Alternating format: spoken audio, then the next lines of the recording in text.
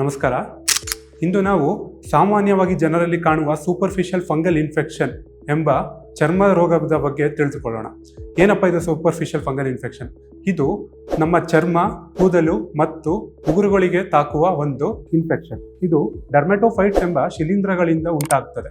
ಇದು ಕೆರಾಟಿನ್ ಎಂಬ ಅಂಶ ಇರುವ ಜಾಗಗಳನ್ನು ಮಾತ್ರ ತಲುಪುತ್ತದೆ. ಇದು ಆಗಕ್ಕೆ ಕಾರಣ ಏನು?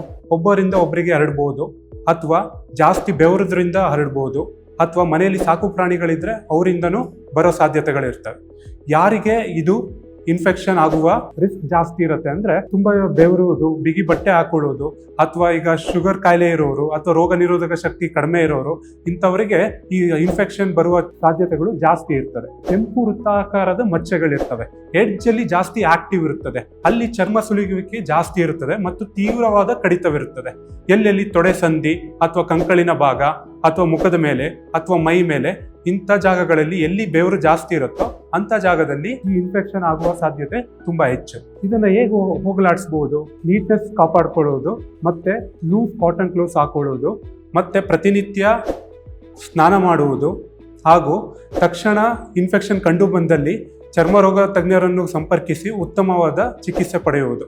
ಸೊ ತುಂಬಾ ಜನ ಏನ್ ಮಾಡ್ತಾರೆ, ಈ ಮೆಡಿಕಲ್ ಶಾಪ್ಗೆ ಹೋಗ್ಬಿಟ್ಟು ಡರ್ಮಿಫೈ, ಕೆಟಿಡರ್ಮ್ ಅನ್ನೋ ಸ್ಟಿರಾಯ್ಡ್ ಕ್ರೀಮ್ಗಳನ್ನ ಹಾಕ್ಬಿಟ್ಟು ಫಂಗಲ್ ಇನ್ಫೆಕ್ಷನ್ ಕಡಿಮೆ ಆಗುತ್ತೆ ಅಂತ ಸುಮ್ಮನಿದ್ ಬಿಡ್ತಾರೆ. ಬಟ್ ಆ ಸ್ಟಿರಾಯ್ಡ್ ಕ್ರೀಮ್ಸ್ ಹಾಕಿದಾಗ ಏನಾಗುತ್ತೆ, ಅದು ಹೋದಾಗಿರುತ್ತೆ, ಮತ್ತೆ ಒಂದು ವಾರ 2 ವಾರದಲ್ಲಿ ಮತ್ತೆ ಅದು ಬಂದ್ಬಿಡುತ್ತೆ.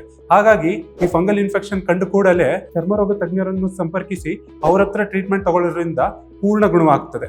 ಮತ್ತೆ ನಾವು ಕೊಡುವ ಟ್ರೀಟ್ಮೆಂಟ್ ಅನ್ನು ಕಂಪ್ಲೀಟ್ ಆಗಿ ಎಷ್ಟು ದಿನ ಕೋರ್ಸ್ ಅಂತ ಇರುತ್ತೆ, ಆ ಕೋರ್ಸ್ನ ಕಂಪ್ಲೀಟ್ ಮಾಡೋದ್ರಿಂದ ಇದು ಸಂಪೂರ್ಣವಾಗಿ ಗುಣಪಡಿಸ್ಕೊಳ್ಬಹುದು. ಇಲ್ಲಾಂದ್ರೆ ಮತ್ತೆ ಬರುವ ಚಾನ್ಸಸ್ ತುಂಬಾ ಇರ್ತದೆ.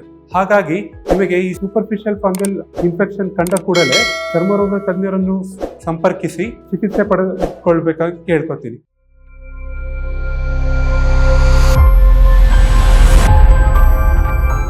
ಆರೋಗ್ಯ ಸಂಬಂಧಿಸಿದ ಹೆಚ್ಚಿನ ಮಾಹಿತಿಗಾಗಿ ಆದಿಚುಂಚನಗಿರಿ ಹಾಸ್ಪಿಟಲ್ ಯೂಟ್ಯೂಬ್ ಚಾನೆಲ್ನ ಸಬ್ಸ್ಕ್ರೈಬ್ ಮಾಡಿ. ಹಾಗೆ ಫೇಸ್ಬುಕ್ ಮತ್ತು ಇನ್ಸ್ಟಾಗ್ರಾಂನಲ್ಲಿ ತಪ್ಪದೇ ಫಾಲೋ ಮಾಡಿ.